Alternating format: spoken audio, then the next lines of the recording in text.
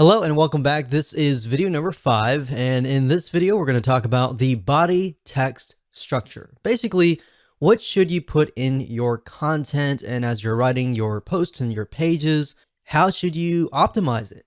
So what you write on your blog post and page should be first and foremost definitely human friendly, and then of course secondly search engine friendly.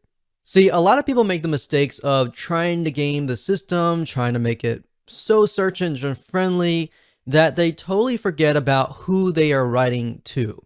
Now, Google at the end of the day really cares about bounce rate, and bounce rate, which we'll talk about later down the road, is basically if somebody stays on your page for a long period of time. If they just come to your page and they leave immediately and Google sees that, that's not a good sign. In fact, if they go to Google and they type in, let's say, for example, survival kit, and they go to your page and they don't like what they see, and then of course they go back to Google, Google knows that they just left your page, and that's not a good sign. And that will actually hurt your ranking. So if you merely write for the search engines, you're going to have to deal with the bounce rate, a high bounce rate, a low stick rate. Stick rate meaning how long do they stay, or how long do they stick around?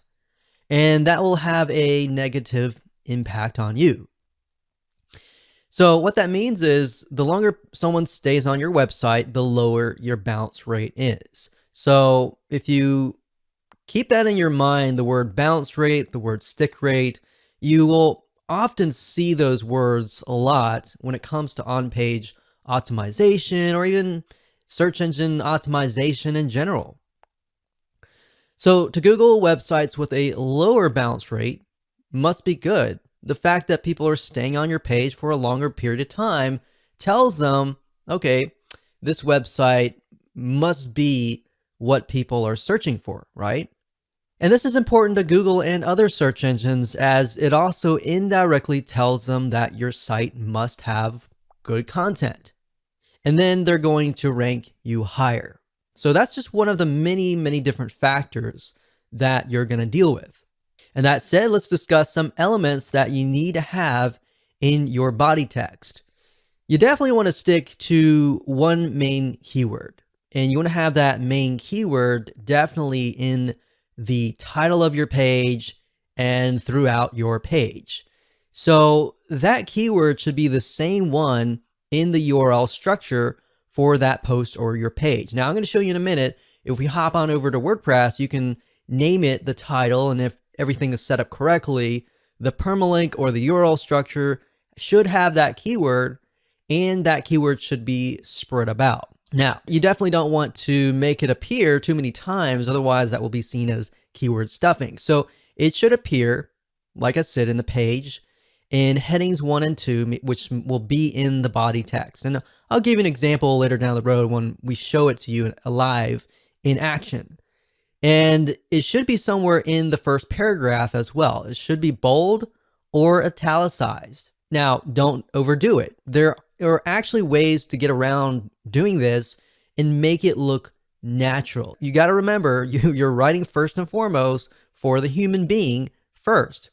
So when you put it in your text, you got to make sure that it is going to make sense to the human being. And you want to try to use variations of your keywords as well. So let's say, for example, let's use the example that we talked about earlier in the URL structure video, which was red shoes. So you want to try to use variations of the keyword or even synonyms. So Google at least is smart enough. They have this huge database of words that are related. So as far as the body text and the other factors, what I'm going to do is stick with the exact same post that we looked at in the previous video with the URL structure. So up at the top, if we say that our main keyword is maybe find credible freelancers, or places to find, maybe that's our keyword, places to find credible freelancers, then what we want to do is we want to make sure that it's in the heading 1 and 2. So we could take that and we could put it here, and we could highlight that. And then under this drop box here, we want to do heading 1. So that would be the heading. And then you want to make sure that it's heading 2, but we can do that later. So you want to make sure that it is in the first paragraph. So it says, are you looking to outsource some of your work so that you can focus on your business better? Finding the right person can be difficult, but there are places online where you can search for credible freelancers. So places to find, we could say, so let's discuss places to find credible freelancers. So obviously the first letters are capitalized. So I want to make sure that it's human friendly. So we say, so let's discuss places to find credible freelancers. And then you can highlight that. So places to find credible freelancers. So this can be italicized. This can be bolded like that.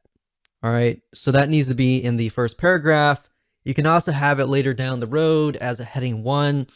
And if we scroll down, we don't have an image right now, but we'll talk about that later. We'll find an image and I'll show you how to add an alt tag. You want to do that. You want to go through and you want to create variations of this keyword. So places to find credible freelancers. Fiverr.com. This is a good place to find great freelancers. So we use the word credible. You can mix it up and say good place to find great freelancers or hardworking freelancers.